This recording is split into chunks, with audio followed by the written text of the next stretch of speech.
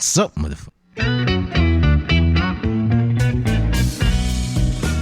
Welcome to the Powerful Komiksman podcast. This is Ganito Lang Yan with Komiksman.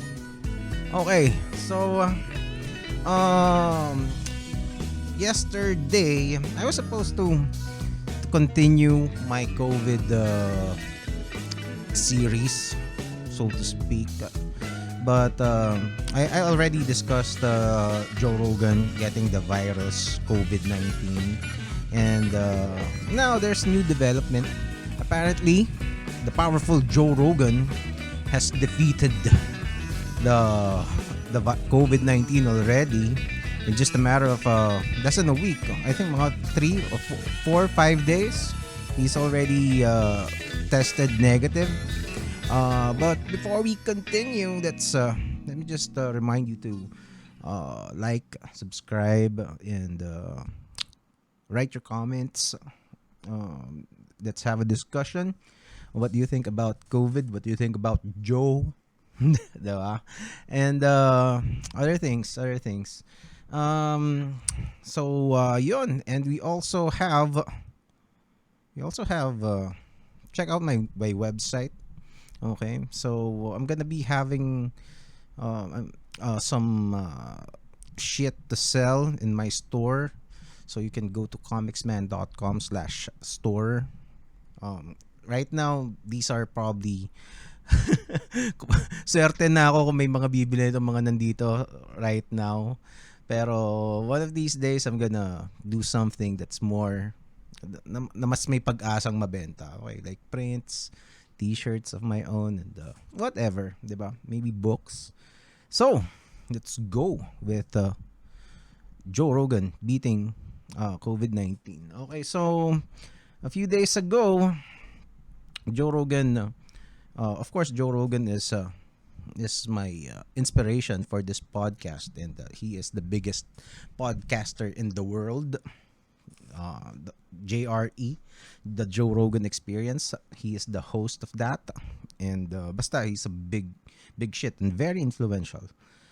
That's why what he thinks and what he says matter, and mainstream media is I don't know, crumbling or trembling pala the fact that people like Joe Rogan exist.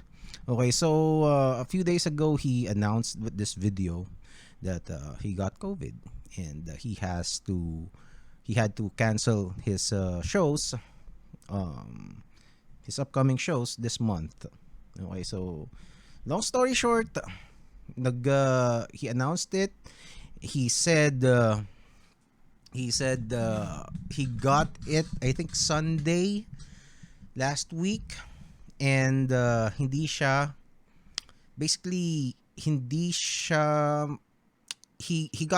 felt really sick for a day. That's about it. Yeah. So for a day, and then it was bad. The following day, it was still there, but he felt better. By the third day, parang mild symptoms na lang. So long story short, ano siya? It was teka, ayusin ko nga muna to. Okay. It just took him around 3 days to get back up and about like this. So I don't know.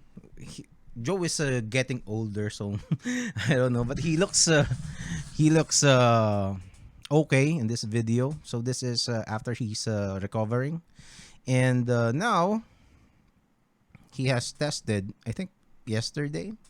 So COVID, so ganyan pala yung tsura nung pang test sa COVID. I've never been tested, so ganyan pala. So nakalagay, I'm assuming this sign is negative. So COVID COV2 tapos minus. Okay, so I'm assuming, and as what Joe said, tested negative today. Thanks for all the kind wishes. But of course, and now eto, he's up and about shooting his arrows And I don't know what else, but if you're able to pull the arrows like this and then go back and forth, yan ang mga trip sa buhay ni Joe Rogan eh, di ba? So he shoots arrows, he hunts with it, and yan, ganyan mga ginagawa ng mga tao na may 100 million dollars sa bangko at least. And yan, it's that's great news for me, especially for Rogan fans. Like I said, he is a great inspiration for me personally. But then again, a lot of people are not really fond of Joe Rogan, to say the least. Okay? Kasi we haven't started talking about politics in the US on the channel. But if you think Pinoy politics is bad, well, hindi pa naman ganun kabad sa US, I think. Or is it? That's actually up for debate. Kasi sa atin, at least, ito yung sanay tayo na ganito eh. Pero they are, I don't know, if the things that are going on with them, I'm gonna save that discussion for other topics kasi mapapalayo tayo ng todo. Okay? But long story short, the US is not masyadong malaki yung political divide nila from the Democrats and Republicans. Yun yung mga main parties sa US. Okay? Sa atin kasi, sa Pilipinas, sandamakmak na parties eh. Sa US, all very clear yung division ng Democrat at Republican. Pag nag-election sila, usually dalawa lang yung naglalaban. 'Di ba? So basta next time pag-uusapan natin 'yan in detail. But because of that divide, a lot of people do not agree with a lot of Joe Rogan's thoughts, what the things that he says in his podcast, and also his guests. Okay, kasi the thing with Joe Rogan, the one thing that sets him apart from a lot of especially the mainstream media, yung mga CNN, Fox News, NBC, ano ba? Basta yung mga yun, NBC, Fox News at saka CNN, yun yung tatlong giant sa kanila eh. ABC rin siguro. Baga yun ang katumbas ng GMA tsaka ABS-CBN dito. And those yung mga mainstream media people, typically yung companies like CNN, it's very left-leaning yan, so they favor the Democrats. There's no point in denying that, okay? So kasi it's very obvious, the same way that Fox News is right-leaning, 'di ba? So it's not up for debate. Okay? So may mga factions na most of the time when issues are discussed on CNN, ano yan, favoring the Democrats and nastily most of the time villainizing the other side. The same thing happens with Fox News. Parang they side with the conservatives, with the Republicans, and then oftentimes as well villainizes the other side, the Democrats. And alam mo yun, it creates tension, and it creates a very strong sense of tribalism between Americans politically. Especially na exacerbate yan nung pumasok si Trump as president. Kasi Trump was a disruptor pa. Kumbaga, he's so bombastic na he went against all forms of decency and all forms of narratives that the Americans are used to, and went against the establishment, I know these basta yung mga words na yan may hopefully I can clarify in other episodes. I don't know kasi it's very balls deep na yan sa in American politics. But because of this divide, madaming haters ang ating si kumparing Joe Rogan. And yan, nagbunyi sila. Nagbunyi sila ang mga leftist na galit kay Joe Rogan, accusing him of being alt-right. Isa na namang buzzword yan, di ba? Na American politics, alt-right. A person in Joe Rogan. Joe Rogan is a guy who advocates for universal basic income. Universal basic income. Ibig sabihin, magkakaroon ng parang sweldo yung mga tao, yung mga mamamayan, citizens of the country ng para lang hindi sila para let's say $1,000 a month just so that hindi na nila poproblemahin yung pagkain nila at saka kung saan sila titira, 'di ba? At least meron silang ganun, 'di ba? And that's a very that's a very socialist thing, 'di ba? Sina Bernie Sanders yan ng mga sinasabi, sina Andrew Yang. Those are actually that's far left. And just because Joe Rogan accepts other personalities who are on the right, yung mga conservatives, kasi Joe Rogan would have people on both sides. And there are yung mga far leftists usually, they are the ones who don't like that.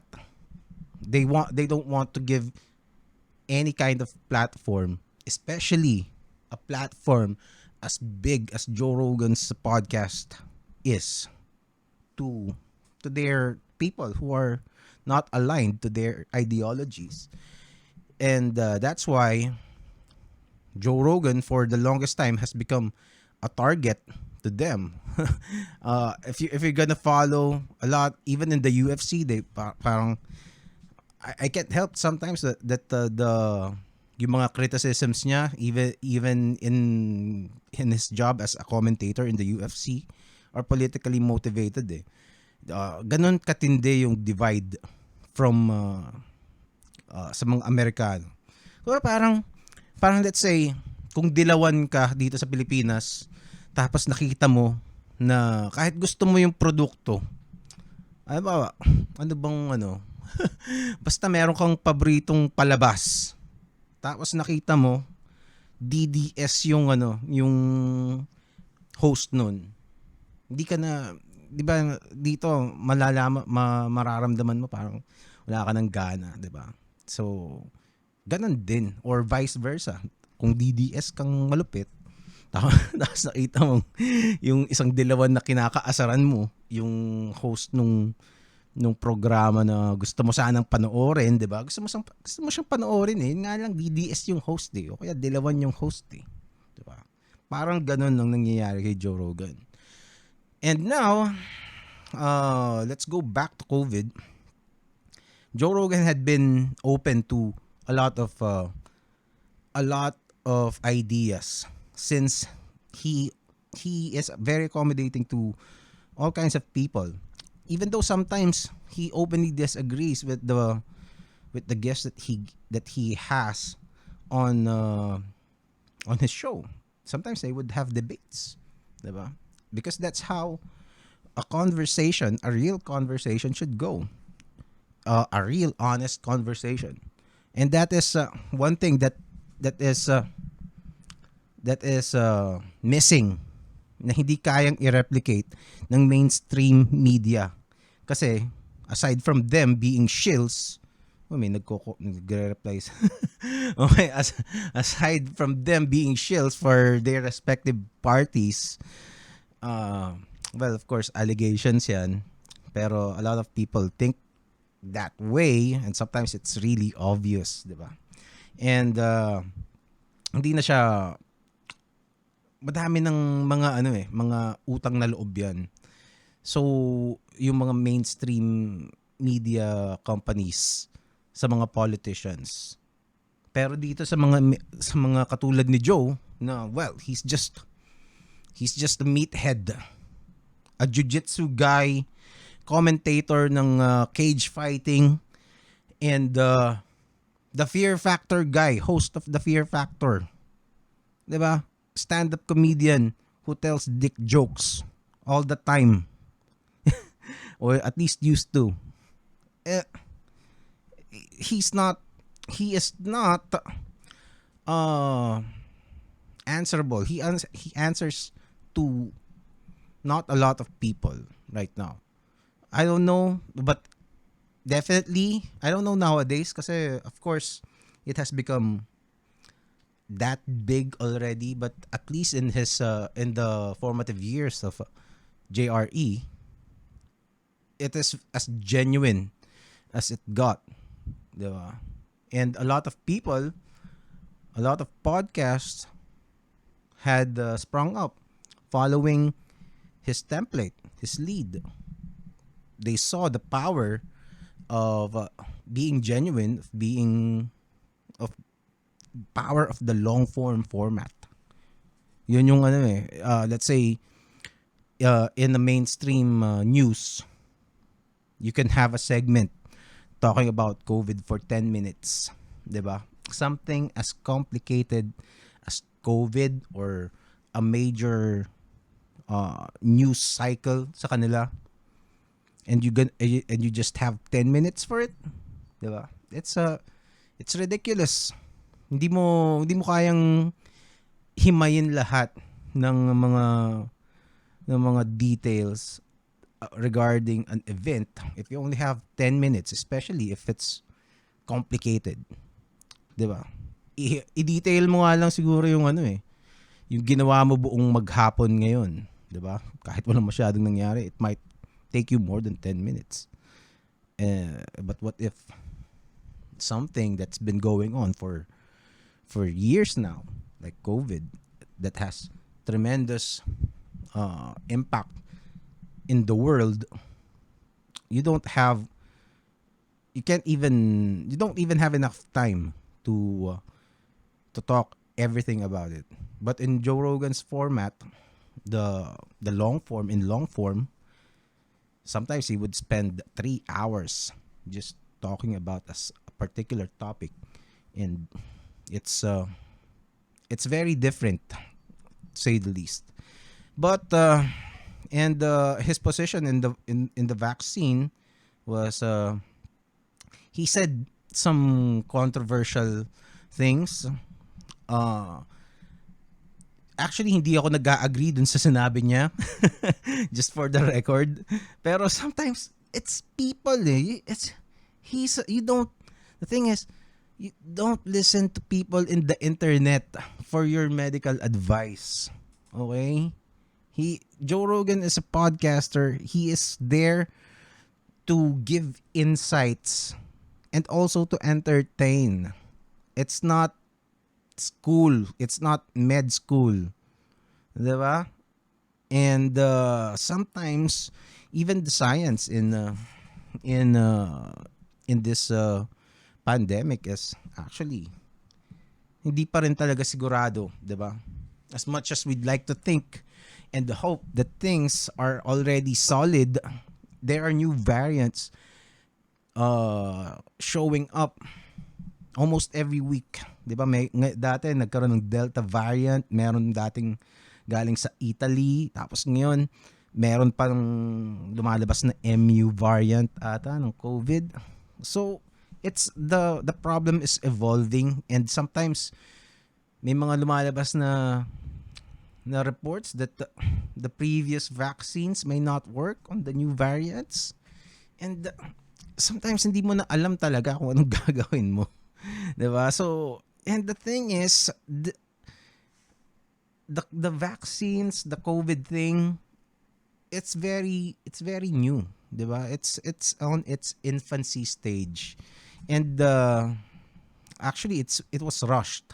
Sinuwerte lang tayo kasi from what I know, I don't know kung if I could be wrong with this, pero nagkaroon lang ng head start because scientists had been studying a previous coronavirus like SARS, which could, parang dahil dun sa mga nalaman nila about SARS, medyo dumali ang buhay nila in developing the vaccine for COVID.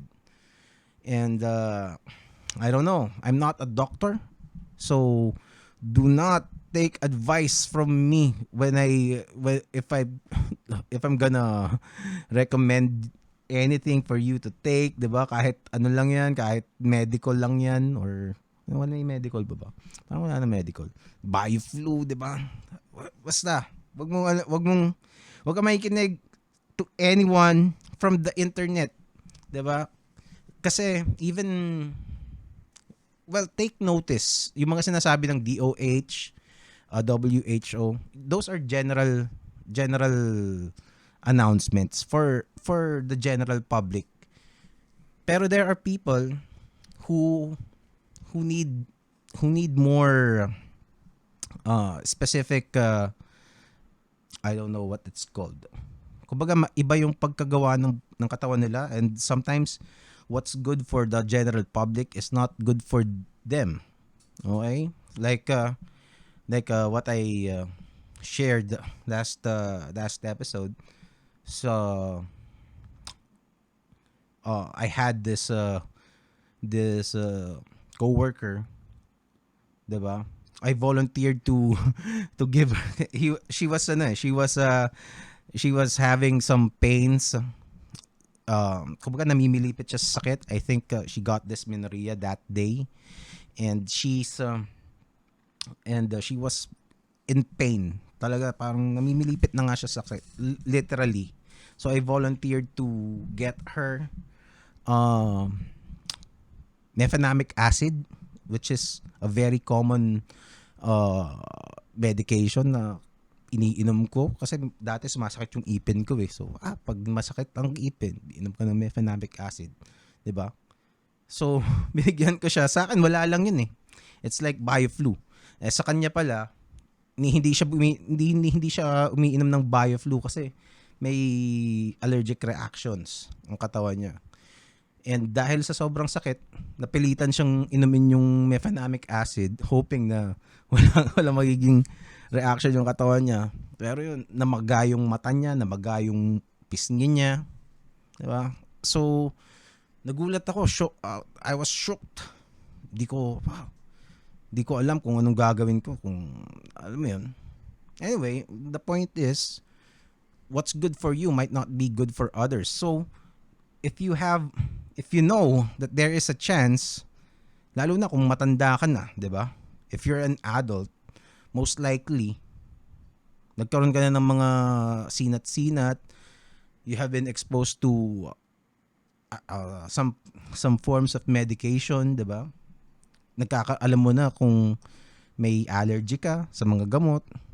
If you know that you might be susceptible to these kinds of problems, then check with your doctor first, diba?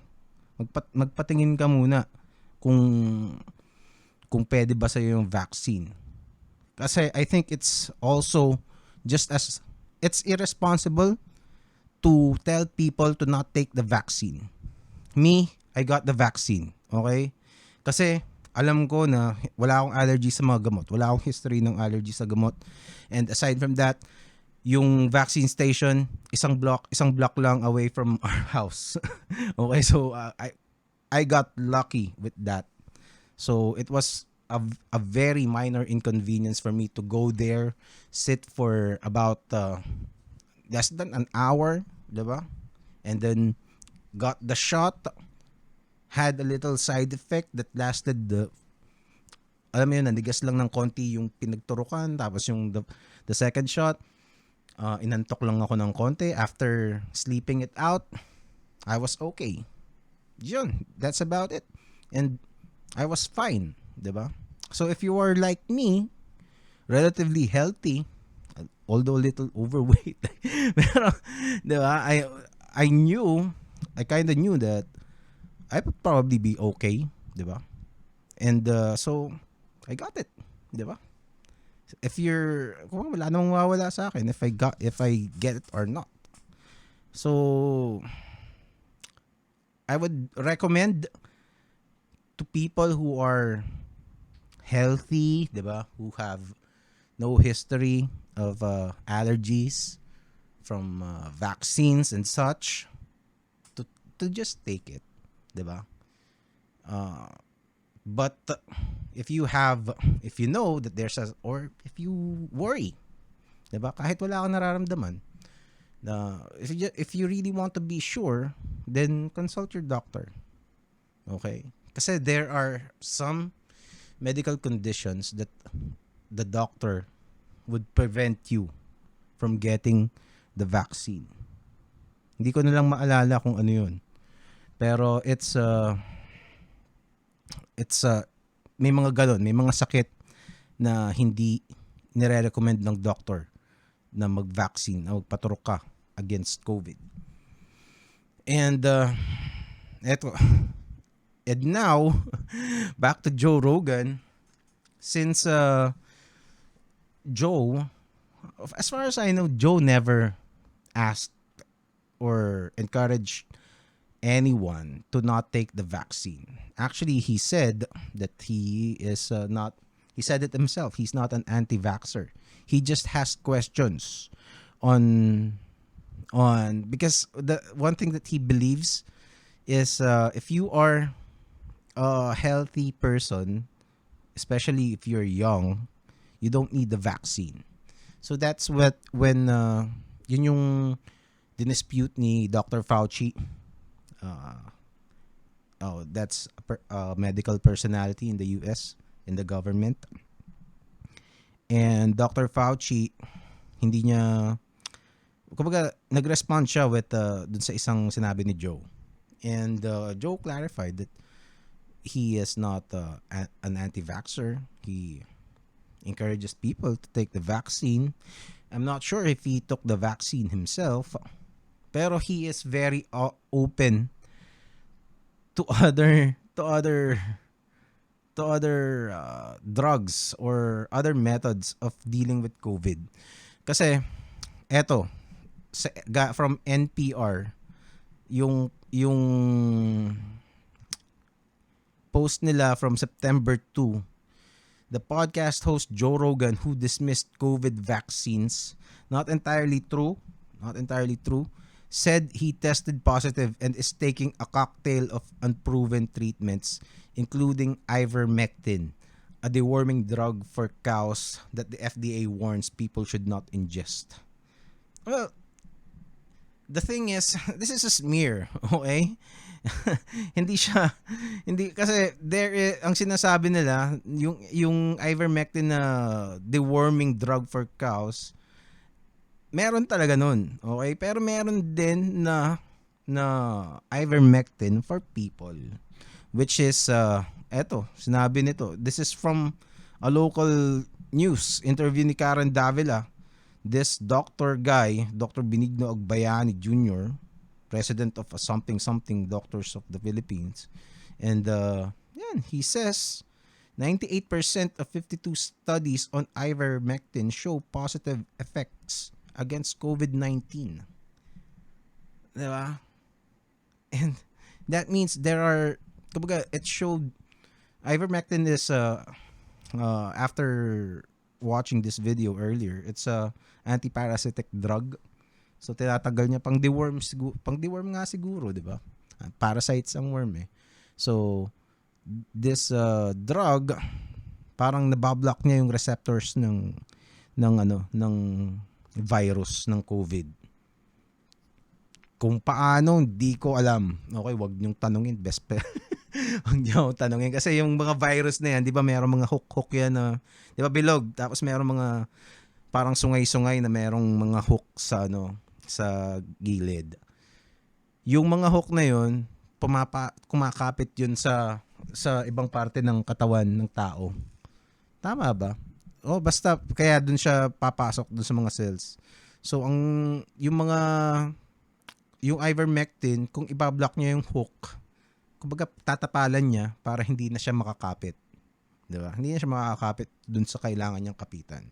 Hindi na siya makakapag-reproduce. Ganoon ang explanation nun. In-explain sa akin yan nung isang guest ko before, another doctor, si Doc, sino ba? Si Dr. Rod. And it's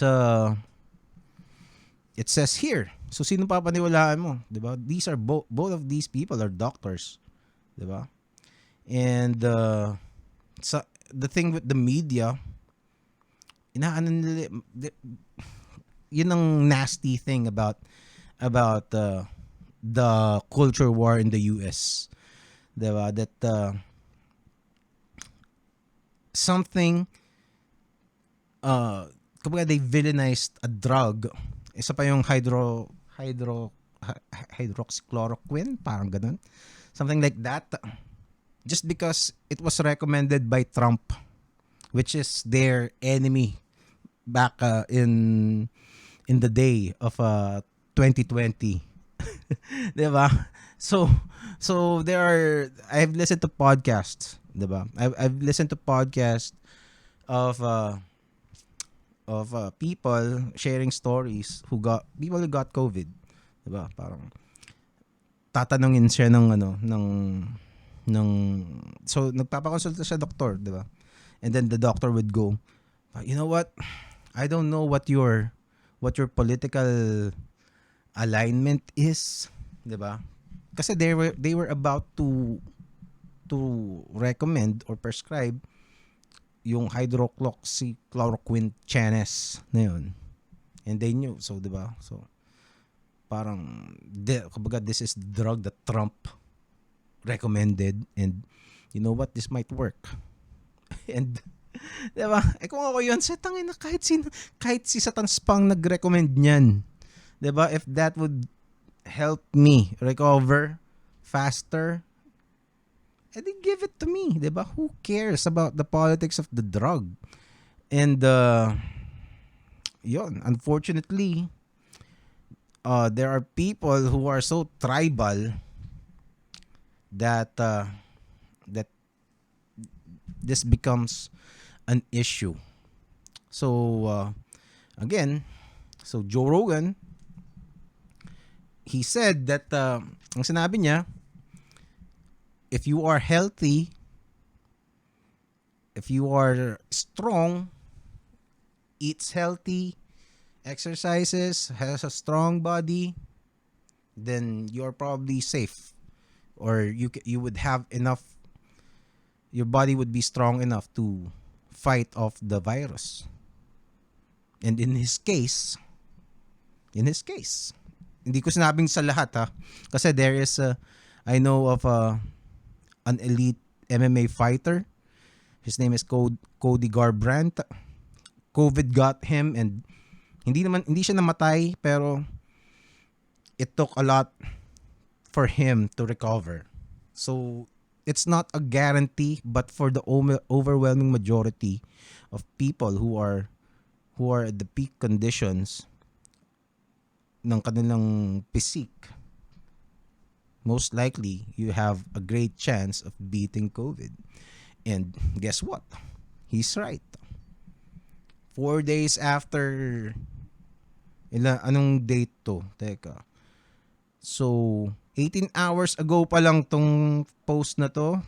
This post was 2 days ago. So, 5 days later. 5 days later, Joe Rogan is shooting bows in his backyard and beat COVID. Okay, so I suppose in his case, and only in this particular case, Joe Rogan is right. Okay?